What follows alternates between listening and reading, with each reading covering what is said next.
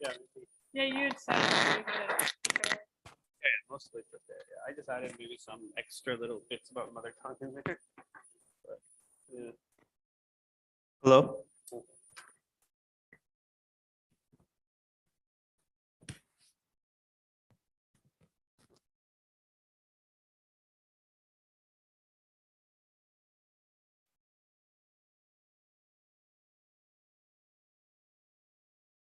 There's only been like one person on YouTube in the live stream. I know you said because it's like why is it not that? So it's like okay, keep your own brain. Oh, there could be others, but we don't know, Yeah. right? Yeah. But you always say the audio is not working. Who is it? Dr. Natasha something. Oh, okay. Hello. Okay, everybody. So I think there's still some people. Huh? Yeah, we can. We can just. You want to? If they're just right outside, you can call them. Because if it's a group, then maybe we want everybody.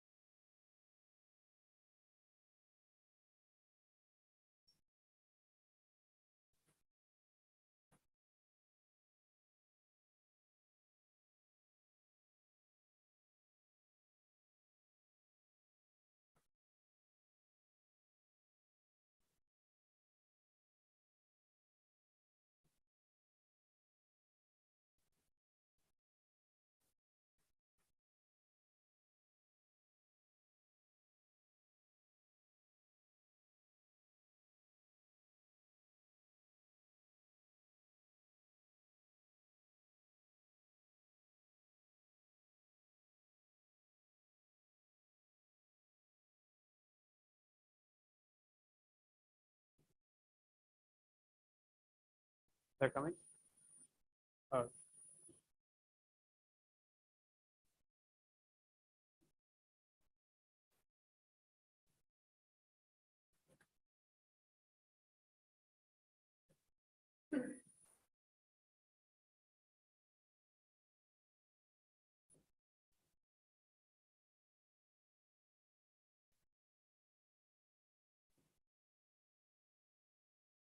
Okay, so I think we can start now. So this is an issue that we have discussed. I think some of you were talking about script. So, you talked about, okay, what about the languages that don't have a script? What about script? And that brings us to the relationship between script and mother tongue, right? So I think this lecture is going to be about looking at how linguistic anthropologists like me, them, and others look at this question of script and how we relate it to mother tongue. Hello? Yeah. Okay. Hello? Can you hear me? Is it better? Here? Hello? Is it better? Okay. Yeah. Okay. So let's talk about first writing and script. So in both anthropology and linguistics, I think Professor Laduza talked about this when he talked about linguistic anthropology. There has been a focus on the spoken word. All right. So, we've done transcripts, we've done recordings, we look at interaction. And, linguists also, when they elicit, they look at this data that's usually taken from the verbal channel. Right. So spoken word in both linguistics, anthropology, and linguistic anthropology has focused on spoken word. So writing has been seen as secondary. So the linguist Saussure called it parasitic on speech, right? It's not a real system. It's just like a subsystem. It cannot be exist without spoken language. So therefore, it's basically a representation of spoken language. That's what he said, right? So linguistic anthropological studies have been rarer, right, on this issue of script. And only recently have they started. I think in the last few years, there has been a lot more work. So this is my work has been, my main body of research has mainly been on this issue. I was inspired when I was in graduate school by Professor Laduza. I think first year when you came and he had an article about script in South Asia, like one of the few articles I've seen on that. So he was an early pioneer. And Professor Davis has also written, and both of them have edited a special issue on script in South Asia, in which I also contributed. So it's been a lot of work has been picking up just recently, and not compared to the whole field, it's still less. So what is the result? As a result, this question of multilingualism has been explored, right? As we talked about, all the Indian sociolinguists, all the people who started looking at the Indian situation, they always talk about multilingualism. Multilingualism, plurilingualism, this, that, whatever. But that question of multi-scriptality is less explored. So not only are we a multilingual society, but we also are a multi-scriptal society, right? So we use different scripts, and we use different scripts even for one language. So language, multilingualism and multi-scriptality are not, coterminous, right? Right? So, but this is one thing we come into a problem when we start discussing mother tongue and mother tongue ideology, right? Because when we talk about mother tongue, oftentimes language, script, and in some cases territory are often pushed together so that we can't really tell the difference between language and script. Gujarati script, or Kannada script, or something, we say this kind of things. Even though these scripts are not really Bangla script, these scripts are not really, first of all, these scripts are not only used for a particular language, but also they developed independently of the language, right? It's only in this recent times when script and language have come together, right? So, if we see a map like this, we can see, okay, these are like the languages of India or scripts, so you can see something like that, okay? Rajasthan, Devanagari script.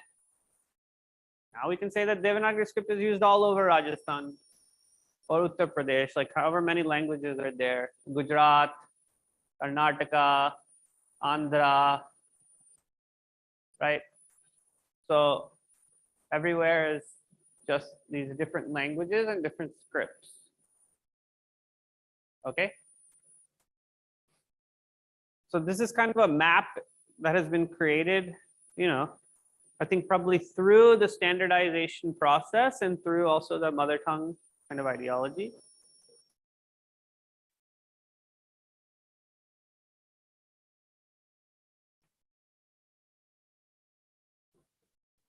Wait, Pondicherry here?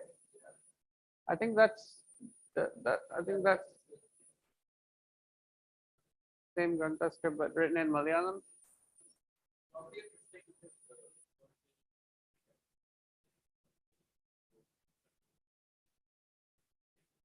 I have no idea about this map. Like I just found it on internet and put it up there.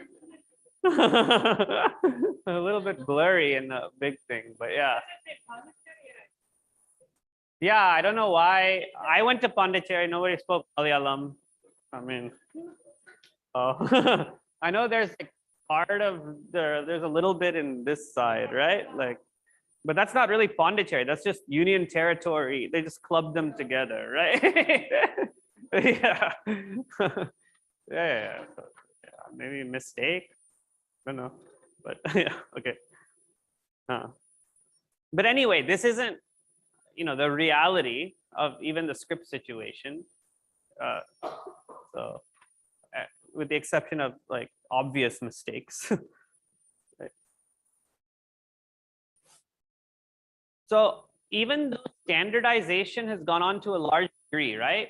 So multi-scriptality is still a norm in much of the country.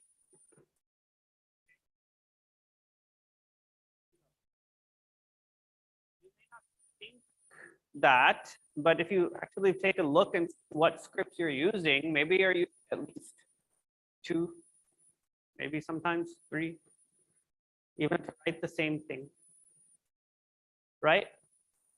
But the problem is that the differences between script are getting mapped onto the differences in language, even though in practice they're not actually correspondent, right? Of course, we have the most well-known example, Hindi Urdu, right? So yeah, there's some vocabulary that is considered Urdu vocabulary, or some vocabulary that is considered Hindi that might be rooted in Persian or Sanskrit or something. But actually the bigger difference and the much more salient difference beyond just some words or variants is the script, right? So grammatically, these languages are the same. Hindustani, we know, came from that. But so this is a case in which script becomes understood as language. Okay. But first, the argument was about script. Which script should we use? Then they did these revisions and standardized what is called Hindi, what is called Urdu, this stuff. So if I just point to something, ye kya hai, or I do some texting, ye kya hai, I can do ye kya hai, whatever, I can write that in different scripts. So what language is the bottom here? In the middle? And the top? That's English. Is that English? Not English, I know. What language is it? Transliterated English? That's not a language though, right? It's Hindi? That's Hindi? Is it Urdu?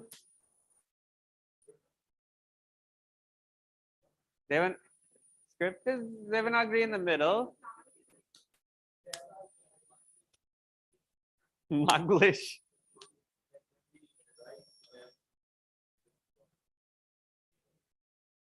Oh, so you have a name for it. It's not English. It's English. But why isn't it English? Can it be Urdu English too, right? Why did you just think Hindi all of a sudden? Not, right? If I write it in that script, it's Urdu. I won't call it Hindi. I mean, it's the same thing. I can write the same stuff. I can call that, but I have to call that Urdu. I cannot call that Hindi, right? I have to call that Hindi. I cannot call that Urdu. I mean, I'm just asking, right? But the top, I can call whatever I want. Why?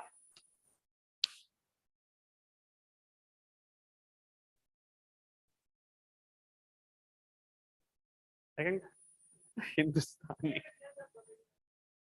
Ha ha ha. Oh yeah, you want to say something, this student?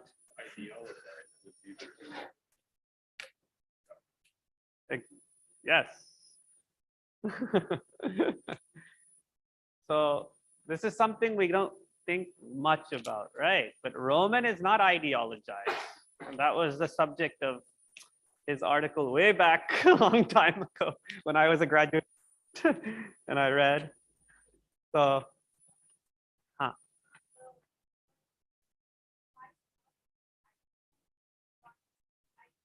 Ideologized. Huh. That again in Roman script also, as the social media is permeating more and more, there are actually a series of memes and there are actually series of texts where you can make the difference between the way people in Pakistan are writing in Roman script and people in India or like Hindi belt are saying maybe similar things. The way we write dekha, the way we write kahiye, the vowels we're using and where we are placing them. Like for dekha, we just write D-E-K-H-A and they write D-A-I-K-H-A. So Yes. So these things we will talk about, but yeah, this kind of thing is when you're taking again reinterpreting a certain kind of orthographic distinction to again maybe you might be separating it regionally, but maybe people might be saying so I'll talk about that. I'll talk about that briefly, right?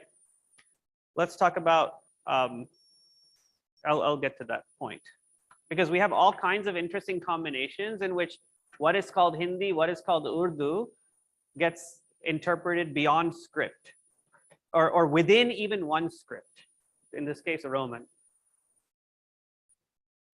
So, of course, so in India, where we are, many signs and texts contain the same word and even the same language, but multiple scripts, right?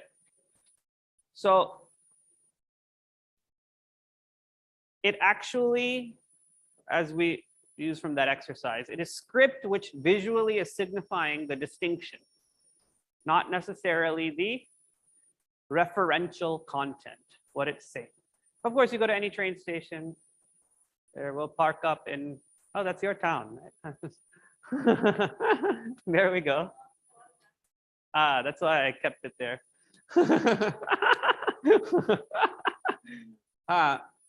So,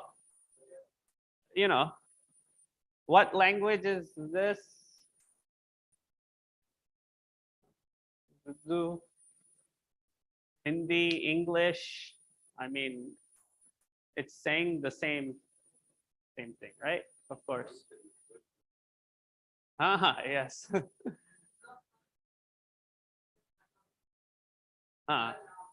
Yeah. That's given the least space, maybe over here.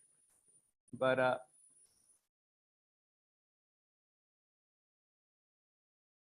oh,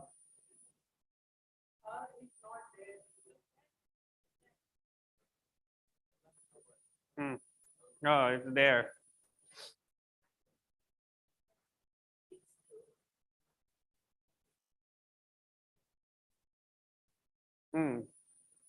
So the painter knew what they were doing. They just so yeah, so I'm just saying these kind of signs are common, right? So this is of course a place name, right? So this is the distinction between Hindi and Urdu, all right? In official, Urdu means, oh, sorry.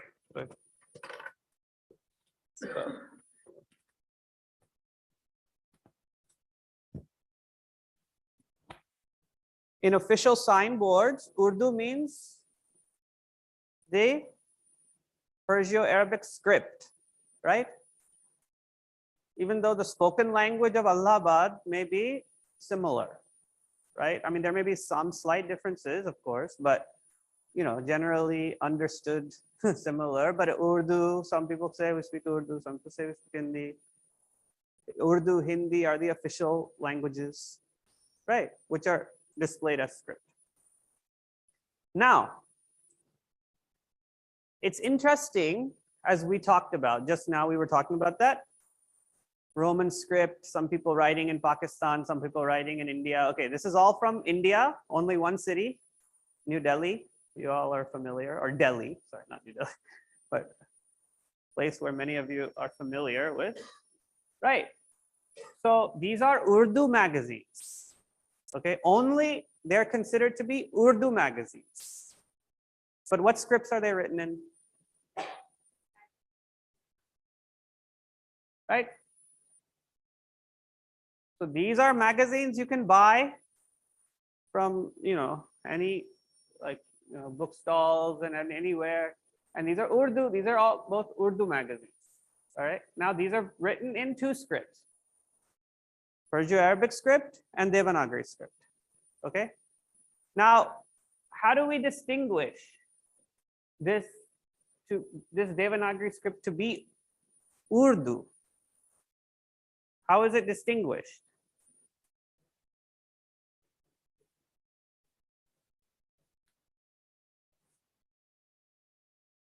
Right. So if you see here, this is from a paper, interesting paper by a linguistic anthropologist, Rizwan Ahmed, who has done his field work in Delhi on this issue, on script writing Urdu and Devanagari among the younger generation of Delhi, right? So, people were not learning the Persian-Arabic script as much. They could read the Devanagari script, so they started making a little bit of modifications, some of which affect the pronunciation a bit, some of which don't really affect the pronunciation. Like I think in Urdu, there are some different kinds of, you can write in the script some different kind of saz, right? So you can mark it, but it doesn't affect the pronunciation. But then how do you mark that when you put it in Devanagari? You have to still signify it. That signifies Urdu. So these are some very slight changes within the orthography to signify that this is not Hindi, because you're living in a Hindi hegemonic place and you're using a script associated with Hindi, but you want to say this is Urdu, right? So this is they made some modifications. Now, some Hindi, people who say we read Hindi, maybe they can understand, but generally not. They wouldn't be able to pronounce it the same way or interpret it the same way as someone who speaks Urdu and has some knowledge of the Persian-Arabic script. You see?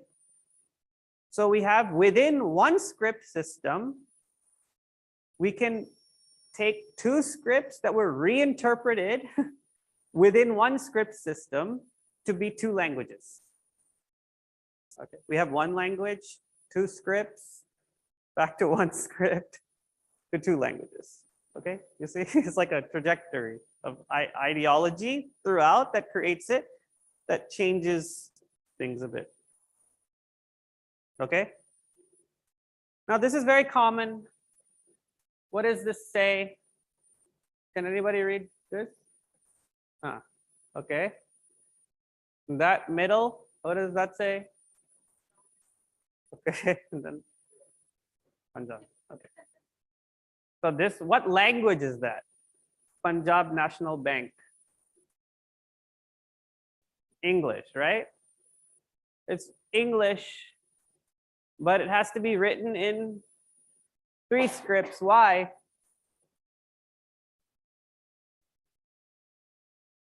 Also, this is from a village in West Bengal where nobody even reads Devanagari or Roman that much. I mean, you can tell, right? It's like there's just some bottom. Everything is written in. Why does it have to be there?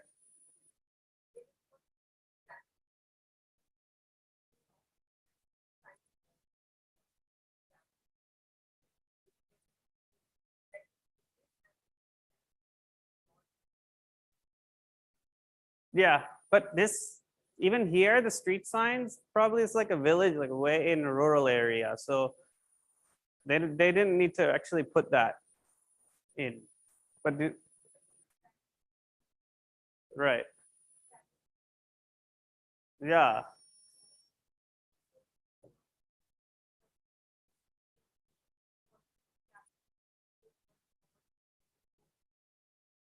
Yeah. Even though when I did my field work in this village, I mean, there was nobody who came that didn't know anything, but it's just a rule. right? Huh. Huh. 3 language means 3 scripts. The bank's name can be in English, but here language can be 3 scripts. And you can just put 3 scripts, the bank's name, and then, you know, you can, I mean, yeah, the bottom part may be different language, but generally speaking, the scripts can be in the. So I'll tell you a little bit about my work, my field work, okay? So in my work,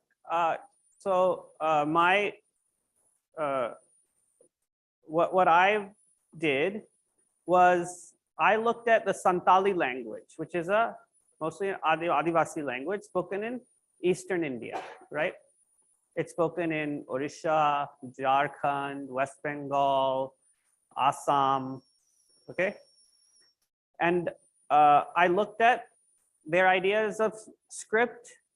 They invented new scripts and they came up with, and they also use different scripts depending on the state they live in. So through that work, I came up with a concept called graphic politics, right? Which analyzes how in India and other parts of the world, discussions about script have been often conflated with discussions about language, which also extends to mother tongue ideology. So oftentimes when we're talking about language, we might be actually looking at this script distinction and then interpreting it as language.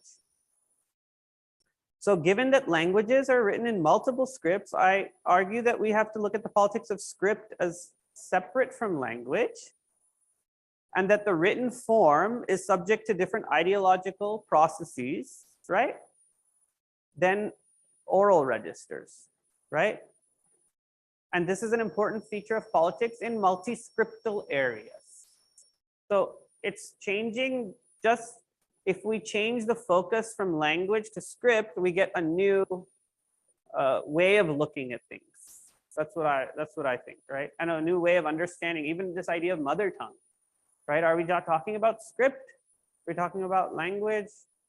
You know, what are we talking about when we talk about that? So I conducted 18 months of field work in a village. It's called Jilimili. I showed you that village. It's on border of it's in West Bengal, but on the border on nearby Jharkhand and Odisha.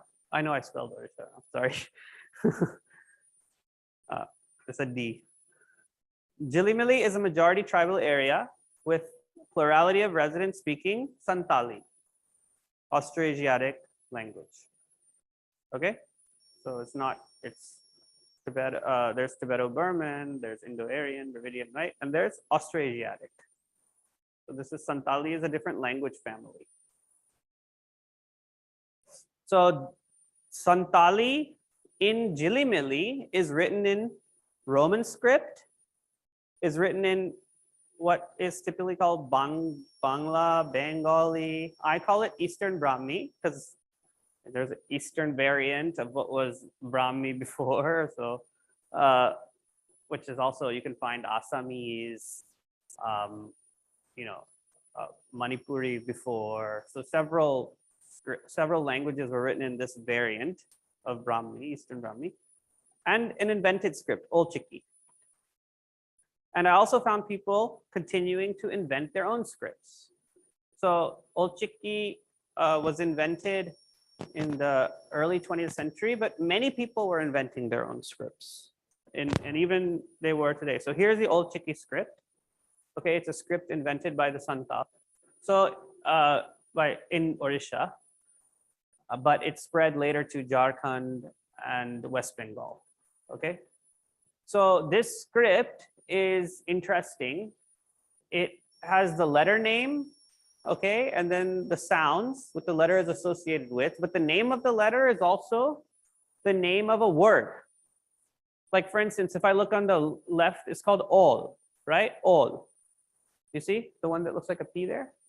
So that is, all means writing. That's why Old Chiki means writing symbol. So it's supposed to be a hand with somebody writing something.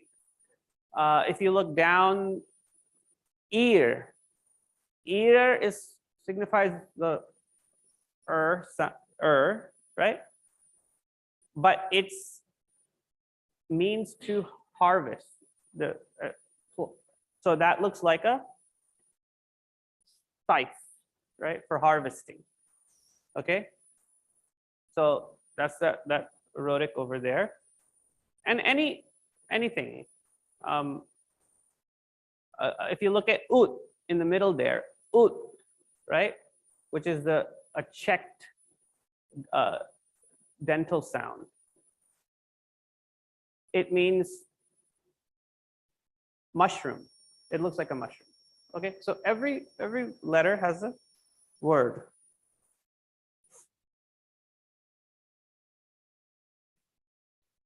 So it's not just Old Chiki is the most famous script, but the other script, I mean, I met people who made scripts in different, like even in Jilimili itself, I was there. Some person had a script that he made. Okay, so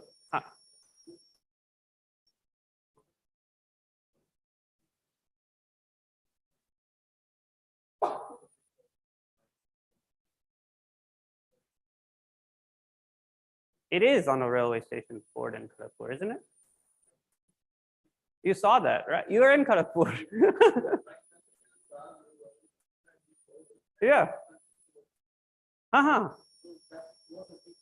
No, not when I was doing field work. That was put on. When I went to Kharagpur, when I saw you there, I saw that. It was the first time I saw that. That's because they fought for it. Yeah. Now it's on the railway station board in Kharagpur. Yeah, that's Old Chiki. Yeah. So, yeah, that was like a big, a big deal that it was put there. Yeah. So when I did my field work, it was not in any board anywhere. So that's what I'm saying. That was 2009, 10. So in one decade, the movement has gotten to a level in which they were able to put it on the board. Yeah.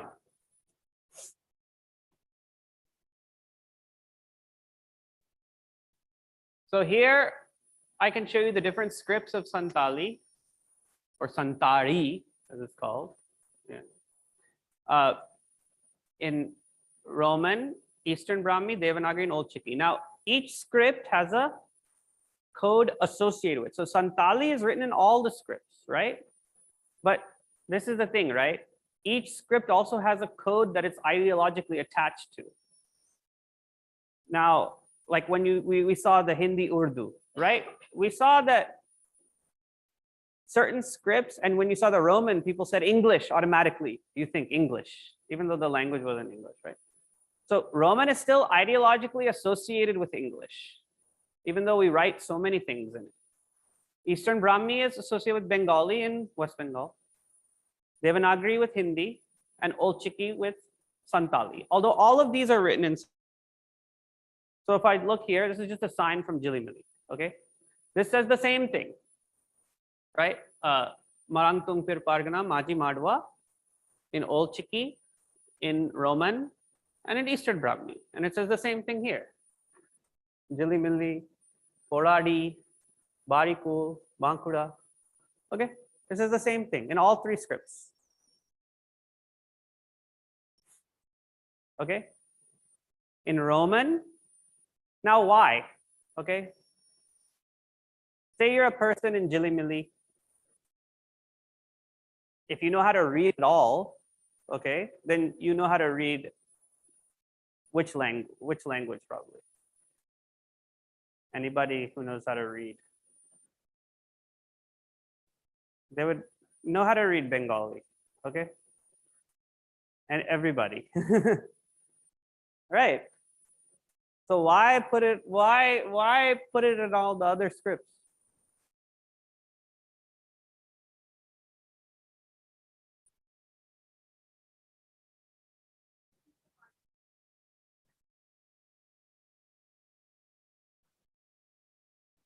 Huh?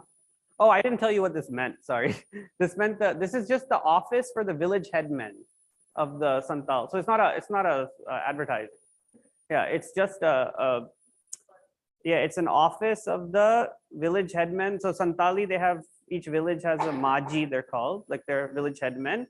And the village headmen meet in a place called Pargana, which is a central place for many villages. Kind of like a panchayat, but not elected, but for traditional in a tribal situation. So that's what it is. Marangtung is the name of Jilimili area in Santali. Yeah. So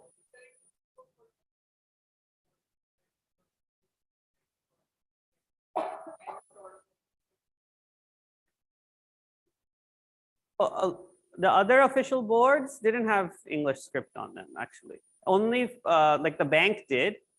But if you go to, say, the Punjab,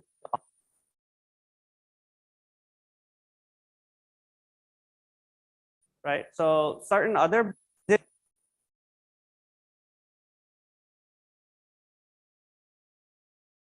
it's a good observation, I think, because it gets at something else, right? The script is, yeah. So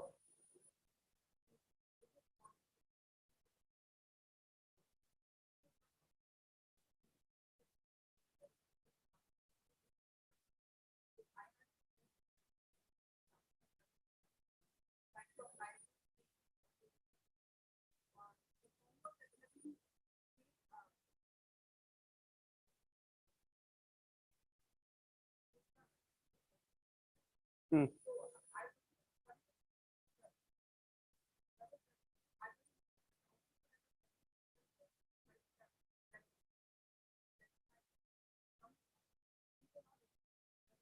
Oh, huh. But this is all written in Santali. So this is all written in only one language. Everything is one language. The script is different, right? So it's not in, there are no different languages here. Everything is one language, but the script is different. But I think, yeah, the idea is that Old Chiki gets some official recognition. This is before it was put on railway boards and stuff. But yeah, so it gets official recognition. The bottom is because it's in West Bengal. Most people write Santali in the Bengali script, right? But Bengali script is associated with Bangla, even if it's in Santali. It's like, oh, you're writing Santali in Bangla, they would say. You see the language thing. So this will give it Old Chiki, and the Roman script is there because Roman script transliterates and gives it something outside of West Bengal, something, as you said, the government boards have it because it's supposed to be something big, right? It's associated with a national kind of something like this, right? Again, associated with English, right? Which is supposed to be pan-India, pan everything, right? So you have this different ideas of territory there. So I say that there's different ideas of territory, right? So Roman, Old Chiki together have like a trans-regional Santal territory, right? This is like for Santali identity. That's not Bengali. That's not West Bengal, right? But yet they are located in West Bengal, right? So you want to be linked to Odisha, Jharkhand, and Eastern Brahmi signifies regionally in place. So we see we're looking at script differently now, not just through language. So for instance, here's another signs that we found. Now there's a place, Jilimili, where I did my field work. And nearby, you just go across the border. If I want to catch the train, I have to go to this place called Galudi, which is on the way to Jamshedpur, Tatanagar. So this is the same play, okay? They have these traveling plays, opera kind of thing, one night. You may have heard of this, right? Jatra, I think they call, and Bangla, right? They call it GIAN, Santali. So this is the same opera that was traveling to different places, right? So they would write their posters in Santali, okay? But in Jharkhand, they would write it here, Chabik Chamek Tadam Tam, Akoi Koda Jamai Tam. And just a few kilometers once they enter West Bengal and they go up in another place, of course, they write the same thing, Santali language, but in Eastern Brahmi script. right? Chemek chemek tadam tam joy akoi kora joy tam means how you shake your hips. Like, oh girl, why are you shaking your hips like that? Who's gonna be your husband? Okay, so it's like a, I don't know, some kind of, you know, I don't think it's really about that looking at the picture. It's some like violent, like, or love story drama. Okay. So you see, state matters in some cases. In some cases, it doesn't matter, right? In some cases, like for instance, in movie posters, it doesn't matter. This is a movie poster for this Purdayang, white snake. Okay, these posters are put everywhere, all over. They're made in either Jamshedpur, sometimes in Kolkata. They make these movies, but they put the posters in Old Chiki script and Roman up there, right? Sometimes the touring music groups that also make CDs put it in Old Chiki script. So you have and Roman combination and Old Chiki. So these commodities that circulate across, they're oftentimes in Old Chiki script. But the things that are set in a place, they're usually in the local script, or state script. So here you have all these different combinations. Now you have Santali magazines. So some of them are in, no, I mean, the inner content may be in Eastern Brahmi script or Old Chiki script, but outside they'll use 4 different scripts to, you know, to show their thing. So it says Chitti Sakam, right? Chitti Sakam is just like, you know, chitti, what chitti means, the same one. And Sakam means leaf or also paper, magazine. So Chitti Sakam and Old Chiki, Chitti Sakam, Chitti Sakam, Chitti Sakam. So they have 4 different scripts there, right? Show this, right? So this is, the content is in 1 script, 1 language, but the cover page is in 1 language, 4 scripts. Okay. Here the content is in 2 languages, Bengali and Santali. So you have magazines and newspapers which are in Bengali and Santali. Now sometimes you have Bengali and Santali newspapers all in Eastern Brahmi script, 1 script. Sometimes, like in this case, you have Bengali Santali in 2 scripts, Eastern Brahmi and Old Chiki. So you see it depends on the audience. It depends where it's circulating. It depends on the generation. The older people tend to prefer Eastern Brahmi. The younger people are very much into Old Chiki. Now Old Chiki is taught in schools, colleges, on the railway boards. People are seeing Old Chiki everywhere. So yeah, Old Chiki is the top right. Really?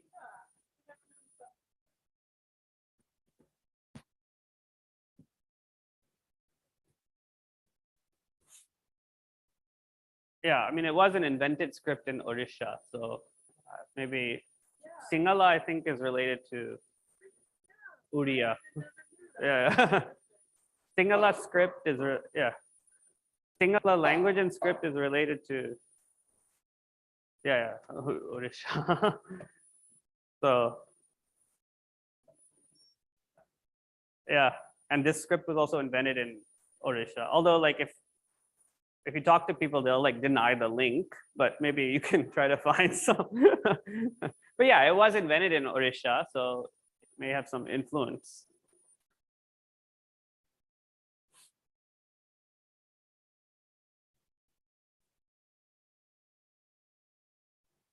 So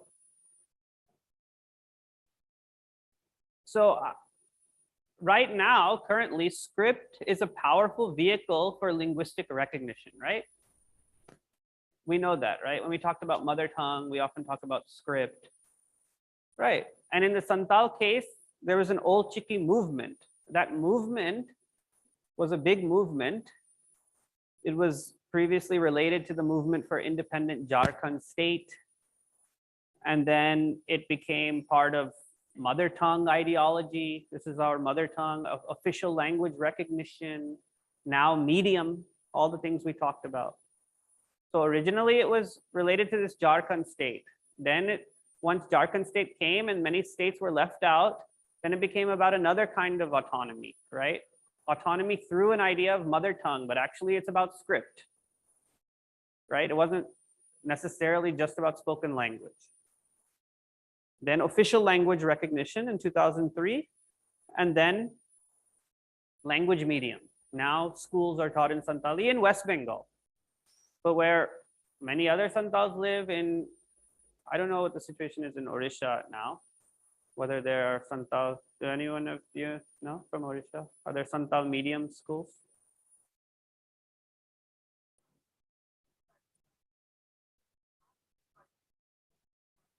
Yeah. So in Jharkhand, they have that, where different languages are taught. But in West Bengal, it's fully Santali medium. They have Santali medium school, college. So, many materials, yeah. Santali, many materials have been developed, but yeah. So part of this movement has been this idea of one language, one script. So we want Old Chiki. Old Chiki should be the only script we use. We shouldn't use the other scripts. Okay. So that's the ideology, and that's a very powerful ideology that has propelled Santali to become a successful tribal language, right? A tribal language that others are modeling themselves after. Look, they have schools, they have colleges, they have magazines, they have so much things, okay? But still the reality is that it's multi-scriptal, okay? If you do ethnographic work, you'll just, in any place, you'll see that. So this is what we call graphic, what linguistic anthropologists Anthony Webster and Aaron Davenport, they call graphic pluralism, right? This graphic pluralism intersects with graphic politics, right? Graphic pluralism and graphic politics, they intersect. You know, mother tongue is an example where it puts from in the middle of this.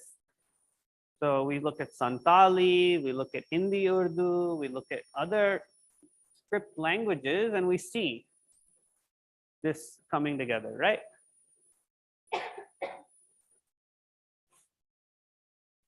So these are just some questions. What is our time like? Just let me open it.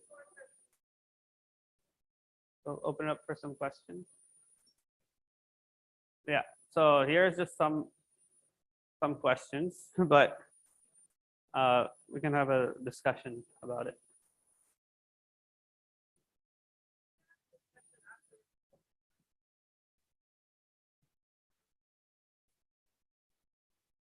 Or maybe we can have the discussion and then what do the project. We don't need a break, I think now. We can, I mean, if they have anything to say. Yeah, go ahead. Is there a microphone?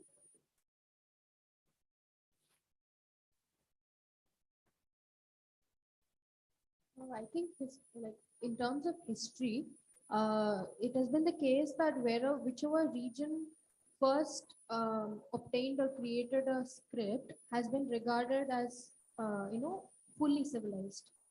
So I think there might be such a notion as to a language being a civilized language, a language being full if it has a materiality in its script by being able to write it down.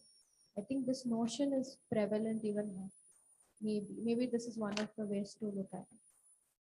Yeah.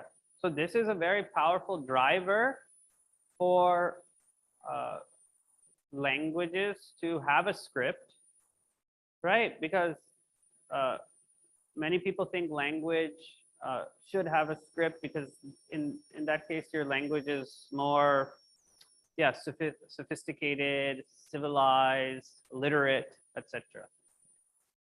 But it's not always the case. Some language communities, minority language communities, don't want a script, and they don't want their language being written down. because they think if you write it down, it loses something, right? So this is the case in Native Americans, even in India. If we go with the Gujarat Bili communities, some of them, they are not very keen on writing down their language. They'll just prefer to write Gujarati.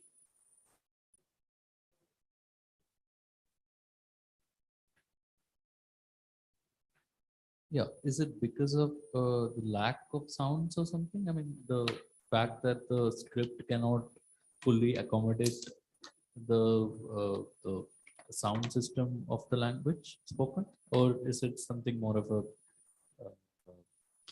representative? I mean, take. Yeah, so this is another interesting point. You see, script is not actually about sound at all. That only came up when linguists, I guess, came and started trying to, after they describe a language, they started to write it down. But like, is the Roman script really that good for giving the sounds of English? No. Even worse, French, even worse. Chinese. I mean, many characters are not about sound. So, you know.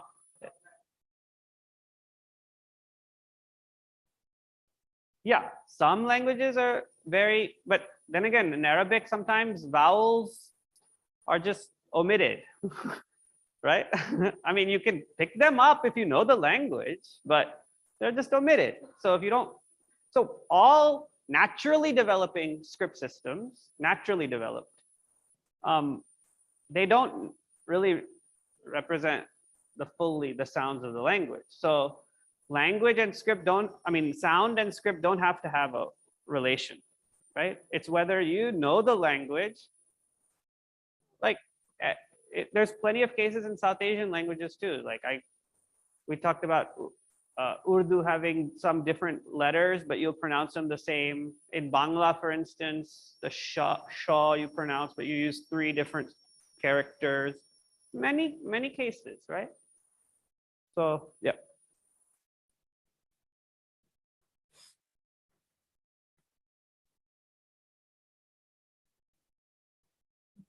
I think to answer the 2 questions, one point that I have in mind is, I think the power dynamics, because we've seen in the case of the Boros of Assam, they did not want to, they do have a language, but they did not have a script, and they did not want the Assamese government to impose the Assamese script on them. So they adopted the Devanagari script. It's more like a situation of na tera na mera. Let's go with another script. Similarly, it's the case of my home state, the Tripuri community. There's a lot of protests going on right now because the students have been taught the Kokborok language, but they don't have a script again. They sort of come from the same family. They have a language, they don't have a script. They have been asked to write in the like the Bengali script, which was the case in Manipur as well. But now this, again, the case of Natira Namira, we want to go with the Roman script. We don't want to accept the script that you want us to use. So I think there's a lot of power dynamics also involved in this case. Right. So script is a powerful kind of visual marker of difference, right? That you want to be different in that way. The languages are almost obviously different, right? You know, Manipur is also a good example. They had adopted the Eastern Brahmi script in a while back when there was this Vaishnavism and coming into the region. Then it came back to this Metemayak script, right? Then in many places in Northeast, Roman script is also something very used. Then the Bodo case of using Devanagari. I mean, these Northeast has many different dynamics going on in which all the communities are vying for some, you know, markers of difference to realize political aspirations, right? Autonomy, self-governance, territory. So script is a way, in the Santal case, it was the same. Script is a way in which political aspirations are articulated, right? in some societies. So in India, it's become a very big way.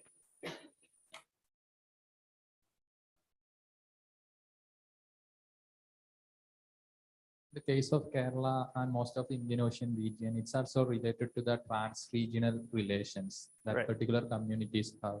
And in the case of Kerala, we can see that we use it to write Malayalam using Arabic script, and it was called Arabi Malayalam. The same we can see in Tamil Nadu and also in the part of Karnataka, where they are using Navayati language. So they are using this Arabic script to write their own language, whether it is Malayalam. And in Kerala, we can see that on the basis of different religious communities also. In Kerala, Christians use it to have that Gershuni Malayalam, where they use it this Latin script to write Malayalam. And the Jewish people, they use it to have Jewish Malayalam, where they use it this Syriac script. But it got standardized later. Now it is like kind of museum pieces Right. that needs to be protected. But you could see that how multi-scriptality operated, right? In every part. So Kerala is an interesting case. Arabic script was also used to write Gujarati. I mean, there is still in some communities in Gujarat, they have their own language which is similar to Gujarati, but they'll use Arabic script to write it. Then, Persian script also I've seen, and Bengali even. So everywhere there was multi-scriptality, right? And different scripts coming in and doing this thing. But the standardization has really consolidated script much more than maybe even language, I would say, right? And that's why we kind of think language through script when we think about the standard and standard languages. We often kind of maybe unconsciously think through script. Yeah.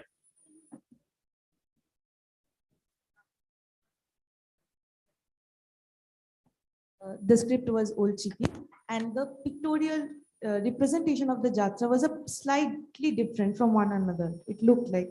So during your field work, did you notice that when they were using these different scripts for the same same subject, did they use different creative choices in terms of the other visual elements? Did it change with the script as well? Yeah, so the thing is the local committees would make the poster. So the company was the same, like, they were going to different places, but the local committees would make the poster. So they would make it in their script of choice, and they would make the visuals of choice. Yeah. And then they would have some dialogues written, so that's where it became a very localized endeavor. And that's why the script usually was just one script and the same script of the region. Yeah.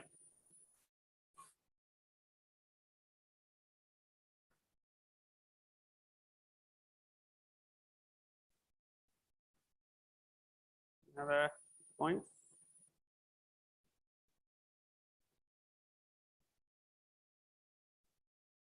Okay. Yeah.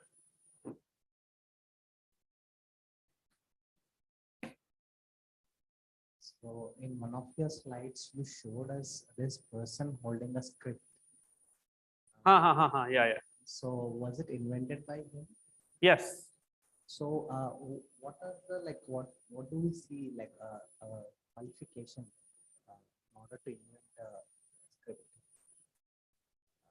He didn't, I mean, he knew how to read and write, and I don't know, that's maybe the only So qualification. back in 2017, I was presenting something like in Tulu or Toda language. Toda. So some person from US or some linguists from other countries, they came to Karnataka region and they invented, because they are specialized in linguistics and they know the theory and these things. So the person whom you showed, it doesn't seem like he's some kind of a linguist per se, or anywhere related to like researching on languages.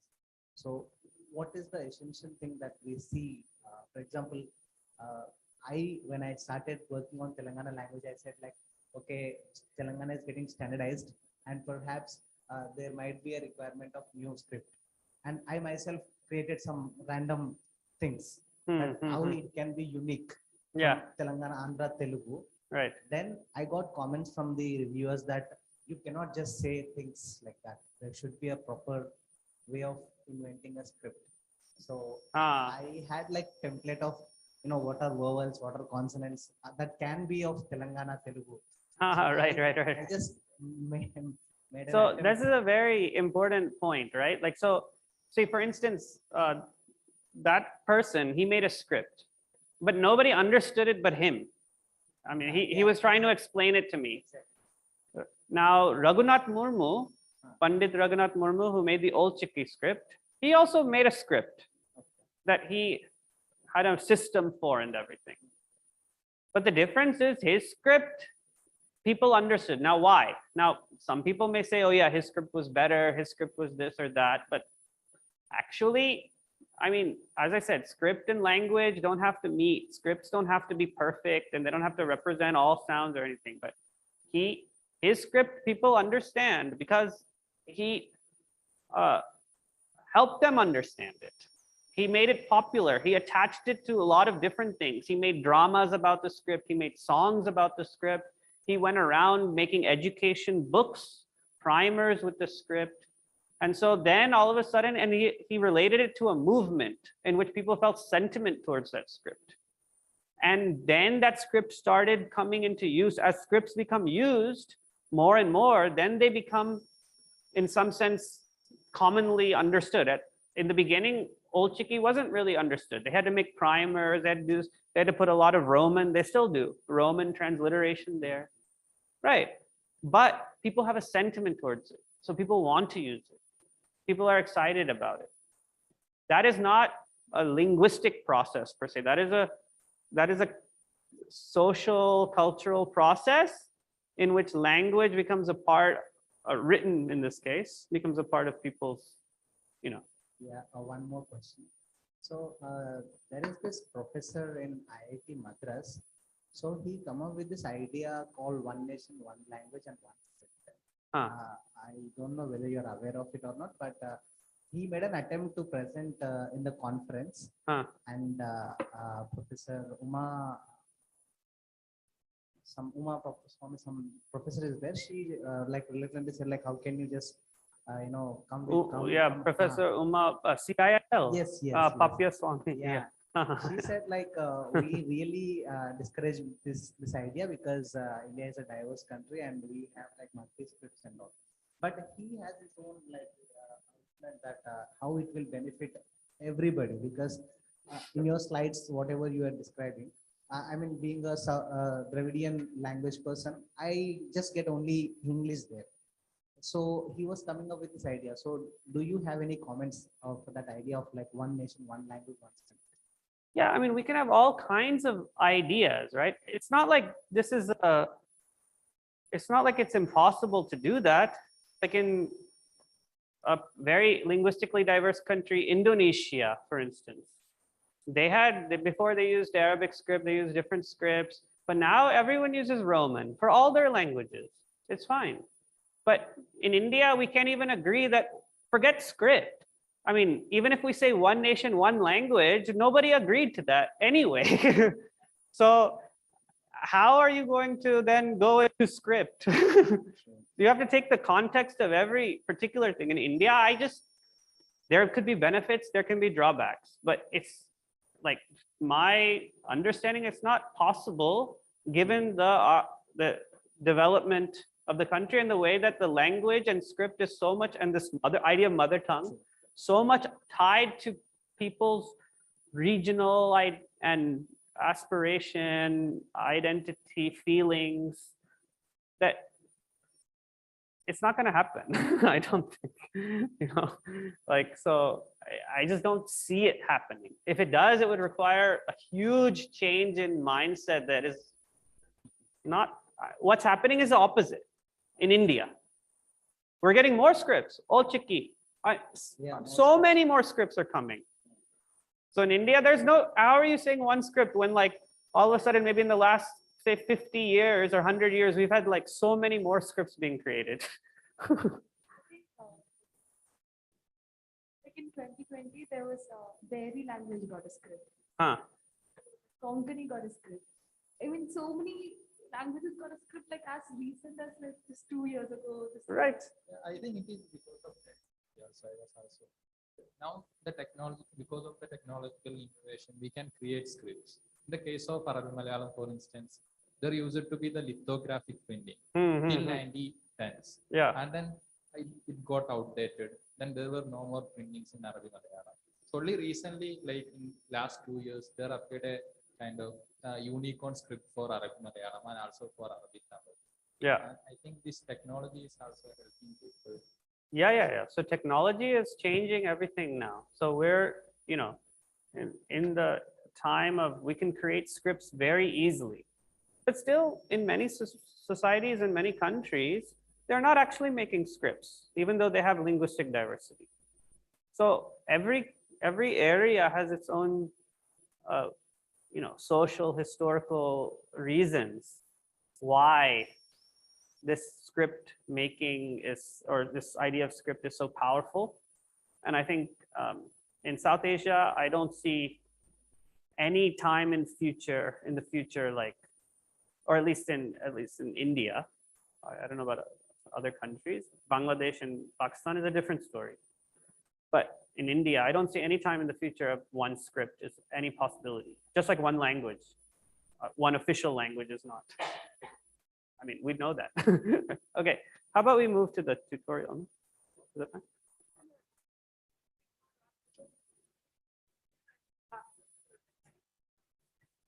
Oh, okay, sure. Can you pull up the tutorial?